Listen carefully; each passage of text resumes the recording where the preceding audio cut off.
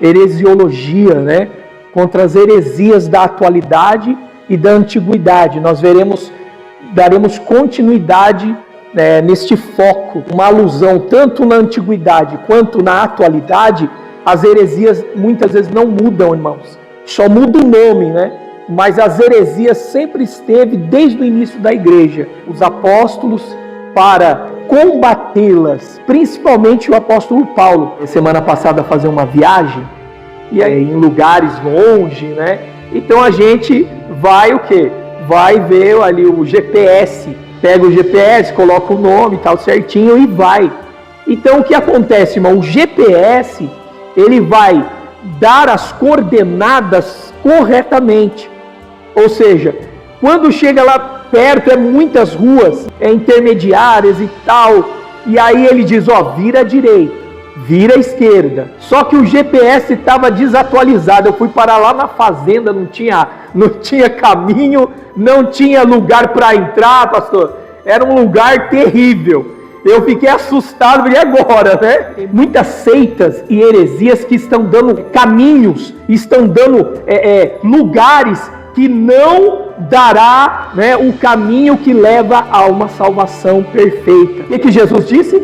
O que adianta o homem ganhar o mundo inteiro e perder a sua alma? Porque há uma eternidade aí, irmão, aleluia.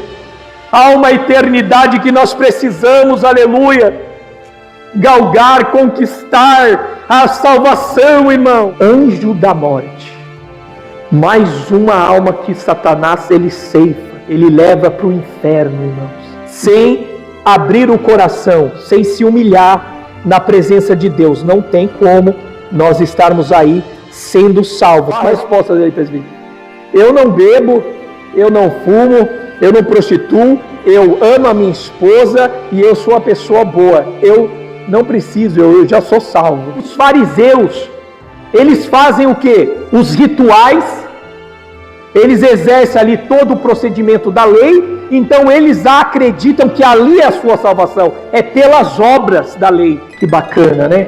Os irmãos que têm se dedicado, têm aí se empenhado, aprendeu bastante coisa sobre heresiologia, né? Contra as heresias da atualidade e da antiguidade. Nós daremos continuidade neste foco, uma alusão tanto na antiguidade quanto na atualidade. As heresias muitas vezes não mudam, irmãos. Só muda o nome, né? Mas as heresias sempre esteve desde o início da igreja primitiva. Então, Deus levanta os apóstolos para combatê-las, principalmente o apóstolo Paulo, porque todas as 13 cartas dele, nós vamos ver que ele sempre vai estar combatendo. Nós falamos aqui que os estudos que Paulo ele menciona nas epístolas, nós vamos ver que 70% de todo o estudo que Paulo aborda nas suas cartas, nós vamos ver que é combatendo e confrontando as heresias e as seitas. Então, olha a importância, tá certo? Nós vamos então dar continuidade. Fui incumbido nesta manhã de domingo maravilhosa de estarmos abordando a lição 11ª, que o título nós já ouvimos o nosso irmão mencionar: a salvação não é obra humana. O texto principal, ele já diz que é pela graça, não é pela nossa força, pelo nosso mérito, irmãos. A lição é tão oportuna na atualidade que tem até mesmo no cristianismo pessoas que estão fazendo a obra pensando que as suas atitudes e os seus esforços salvarão. Muitos estão pensando que por estar num culto como este, no culto de domingo, participando como obreiro ou como pessoas que estão na obra, atuantes, fazendo a obra, muitos pensam que não precisa de mudança de vida, mudança de rota. Eu fui semana passada fazer uma viagem, e aí em lugares longe, né? Então a gente vai o quê? Vai ver ali o GPS, pega o GPS, coloca o nome e tal certinho e vai. Então o que acontece, irmão? O GPS, ele vai dar as coordenadas corretamente. Ou seja, Quando chega lá perto, é muitas ruas, intermediárias e tal. E aí ele diz, vira à direita, vira à esquerda, não é? Mas o problema foi, irmão, uns anos atrás, o que aconteceu? Tinha um GPS, né? Mas só que ele era desatualizado. Você já pegou um GPS assim, irmão? Meu Deus do céu. Aí eu tive desejo de ir no Hop Hari, levar meus filhos, né? Que é o parque de diversão, é 70 quilômetros, é perto. Só que o GPS estava desatualizado. Eu fui parar lá na fazenda, não tinha caminho, não tinha lugar para entrar, pastor. Era um lugar terrível. Eu fiquei assustado, e agora, né? Então, nós voltamos e graças a Deus fomos, brincamos lá e retornamos. O que eu quero dizer, irmão? Na atualidade tem muitas seitas e heresias que estão dando caminhos, estão dando lugares que não dará, né, o caminho que leva a uma salvação perfeita para a eternidade. São muitas. Eu estava estudando um pouquinho da medida do possível, né, irmão? Pouco tempo que a gente tem, a gente vai estudar, né, tal. E eu vendo, irmão, são muitas. São dezenas, centenas, milhares. Visões que estão desatualizadas. Até prega Jesus. Até diz que Jesus é filho de Deus. Só que quando você vai na soteriologia, o que é soteriologia? Escute bem. Nesta manhã é a nossa matéria. Matéria, teologia sistemática, soteriologia. O que significa? No grego, soterion, salvação. Logia significa tratado, estudo ou abordagem. Então, em suma soteriologia, estudo da salvação. Nós falamos, na última vez que nós mencionamos, falamos cristologia. Falamos que a cristologia é a pedra angular, a pedra de esquina, a pedra que sustenta os pilares da igreja. A igreja que vai morar no céu. Que? Cristologia, estudo de Cristo. Eu disse que ela é a principal doutrina da teologia sistemática. Eu mencionei que sem ela não temos condições de salvação. Porém, se eu falei que cristologia é a base do cristianismo, a soteriologia é a segunda maior matéria que existe na teologia sistemática. Por quê? Falando do templo que era construído, o pilar é cristologia. A salvação é o que levanta e sustenta o templo. Para você ver a importância desta matéria. Talvez você fale, mas não, eu já sei de tudo disso, eu conheço, né? Só que nós, nesta manhã, trataremos e abordaremos neste estudo que está aqui, a coisa mais importante para mim e para você nesta vida. O que você tem de mais precioso, irmão, nesta vida? O que, irmão?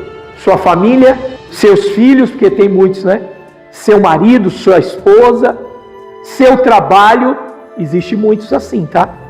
Pensa que o trabalho é tudo que ele tem. Seu dinheiro, mamon. Qual é a coisa mais preciosa, mais importante nesta vida, para que nós venhamos o quê? Se dedicar, se empenhar. Sabe o que é, irmão? A minha e a sua alma. Ou tem coisa maior? O que Jesus disse? O que adianta o homem ganhar o mundo inteiro e perder a sua alma? Então, esta lição é o estudo mais precioso, mais importante que eu e você temos, que é cuidarmos da nossa alma, salvação da nossa alma. A importância de atentarmos para esta lição. Cristologia é o pilar, mas a salvação é o que sustenta, é o que levanta este templo. Salvação, soteriologia. Tá certo, irmãos? É importante. Falando com um rapaz lá, faz uma semana que ele entrou na empresa. Ele tinha saído há algum tempo, e aí ele entrou essa semana agora, né? Eu fiquei feliz, e aí, tudo bem, querido irmão, tal. E aí ele perguntou, e você está fazendo uns vídeos, né? Falou, toda semana, pela misericórdia de Deus. Falei, tá legal, então. Se o senhor puder, dá uma olhadinha lá, tá bacana. E aí ele disse, cara, eu não tô tendo tempo. Eu, de madrugada, 6 da manhã, eu já vou no trabalho aqui na fazenda, tal, fico até a 1 hora, e aí depois da 1 hora eu venho correndo para cá, para a empresa. E aí eu saio 11, 12 horas e vou embora. De segunda a sábado. Aí ele falou, eu tenho um domingo aí para dar uma descansada, qualquer coisa eu vejo. Irmão, nós estamos falando, irmão, da nossa alma, é isso que eu quero que você entenda. Muitos estão destacando o seu trabalho, outras coisas, mas Cristo falou que não adianta você ganhar o mundo inteiro se você deixar a sua alma de lado, irmão. Olha a importância desta lição, nós se preocuparmos com a nossa alma, porque há uma eternidade aí, irmão, aleluia. Há uma eternidade que nós precisamos, aleluia, galgar, conquistar a salvação, irmão. A lição é a necessidade da salvação, a graça divina. O segundo tópico, o que vai abordar, soteriologia inadequadas na antiguidade e também nos dias de hoje. Então, a lição resume-se isso. Nós vamos aprender sobre salvação, tópico 1. E tópico 2 e 3, heresias. Essa é a lição. Mas eu quero aqui deixar o Espírito Santo, irmão, direcionar o barro. Rica lamassu decai, aleluia.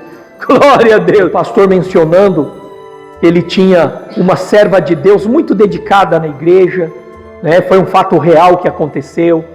Uma serva do Senhor, né, que está sempre nos pés de Cristo, nos cultos, se dedicando. Mas de vez em quando o marido dela, que era simpatizante, mas ainda não era crente, sempre o pastor pregava, sempre ali pedia, fazia o apelo e nada. E ele saía da igreja e ia para o bar. Ia para o bar, nos vícios, ia ali participar ali com a roda dos escarnecedores. Pois bem, irmão, uma certa feita, ele estava embriagado, saiu do bar bem ali debilitado, e indo na rodovia, infelizmente um caminhão pegou ele e tirou a vida dele, jogando ele 30 metros para frente. E estava chovendo, a esposa dele chorando, ligou para o pastor foi mais do que depressa, chegando lá na rodovia, viu ali aquele homem já estendido com aquele plástico em cima dele. Ele tirou e ele pegou o colarinho dele e falou, eu não falei, eu não te disse da salvação. E ele o pastor ali chorando, clamando, ele olha para o caminhão que ainda estava ali aguardando, estava escrito no caminhão, anjo da morte, mais uma alma que Satanás ele ceifa, ele leva para o inferno, irmãos. Então o que eu estou querendo dizer, irmão? Às vezes muitas pessoas estão até dentro da igreja, estão até ouvindo o pastor mencionando a palavra, estão até vendo o exemplo da sua própria família dentro da sua casa. E o que acontece? Infelizmente, ele não ouve o Espírito Santo. Eu estava vendo nessa manhã uma reflexão e dizia sobre Atos dos Apóstolos, que o Estevão mencionava na sua pregação que os fariseus eram de dura serviço, os corações deles estavam fechados, e ele dizia, olha, vocês não dão ouvidos ao Espírito Santo, vocês fecharam o coração para o Espírito Santo, e sem isso não tem soteriologia, não tem salvação, irmãos. Sem abrir o coração, sem se humilhar na presença de Deus, não tem como nós estarmos aí sendo salvos. Mas a pergunta nesta manhã, que não quer calar, falo para os irmãos, o que é salvação? O que significa salvação? O que nós podemos dizer sobre salvação? Um evangelista pregando a palavra, e talvez você, irmão, o amado, eu já ouvi, eu já estive em culto assim, mas talvez você, não sei, o evangelista pregando e com uma veemência, com autoridade, dizendo, olha, Deus vai te libertar dos vícios, Deus vai libertar você do alcoolismo, Deus vai libertar você das drogas e também da prostituição, você vai ser próspero, você vai ser abençoado. Quem já viu uma pregação como essa? Eu já vi várias, tá? Agora, a minha pergunta é, isto é salvação? E aí eu, conversando com o Juliano, que é o meu companheiro de trabalho, trabalhando no sábado, uma loucura, uma bênção. E conversando com ele, ele falando de uma pessoa já idônea, já, né, de idade, aposentada, vai passear para todos os lugares. E ele mencionou, vamos para a igreja, vamos lá cultuar, né? Deus vai abençoar a sua vida e tal. E ele disse, olha, eu sou uma pessoa boa, eu sou uma pessoa honesta. Agora, olha a resposta dele, presbítero. Eu não bebo, eu não fumo, eu não prostituo, eu amo a minha esposa e eu sou uma pessoa boa. Eu não preciso, eu já sou salvo. Meu Deus do céu, quantos estão assim, se auto-justificando a sua vida, irmão? Eu não preciso porque eu sou uma pessoa boa. A Bíblia diz que a minha, a sua atitude, Isaías, é como trapo de imundícia. Tem um teólogo, ele diz assim, ó, que a nossa humildade, pastor, a nossa humildade é soberba. Não, mas eu sou humilde. É soberba, a nossa humildade já é soberba pelo pecado, tá certo? Então o que eu quero dizer é que não é pelos nossos méritos, nós vamos aprender na lição. Vamos fazer menção daqui a pouco. Não é pelo que eu faço, irmão. Então este homem fechou-se como os fariseus. Eles fazem o quê? Os rituais. Eles exercem ali todo o procedimento da lei. Então eles acreditam que ali é a sua salvação. É pelas obras da lei. É por ser bom, é por ser aí uma pessoa que ajuda o próximo. Mas quando Deus cavoca e vai até o coração dele, quando ele chega lá, existe perversidade, maldade e existe uma pessoa que é religiosa. Religiosidade. Jesus disse assim, irmãos, façam o que os fariseus pregam, ouçam o que eles falam, mas não praticam o que eles fazem. Por quê? Porque eles colocam fardos pesados nas pessoas e nem mesmo com o dedo eles o quê? Eles querem mover. São muitos assim. Às vezes nós, na antiguidade, pessoal, você não pode ver televisão, viu? Você não pode fazer isso, pode ir lá jogar bola. Quantos fizeram isso, irmão? Quantas pessoas fizeram isso na antiguidade? Mas tem muitos testemunhos que pessoas colocavam fardos em cima das pessoas, sobre as pessoas, oprimiam as pessoas, tanto que muitos saíam da igreja. Muitos saíram da igreja. Por quê? Porque atavam fardos pesados. E o que acontecia? Quando ia na casa dele, estava lá a televisão. Quando iam em algum lugar, algo que ele não fazia, que ele falava para não fazer, ele dizia, não faz isso. Porém, ele mesmo fazia. Ele mesmo ali exercia aquilo que ele o quê? Proibia. Deus te abençoe, em nome do Pai, do Filho e do Espírito Santo. Você já sabe, querido, Jesus te ama e eu também. A paz do Senhor Jesus Cristo. Amém, Jesus.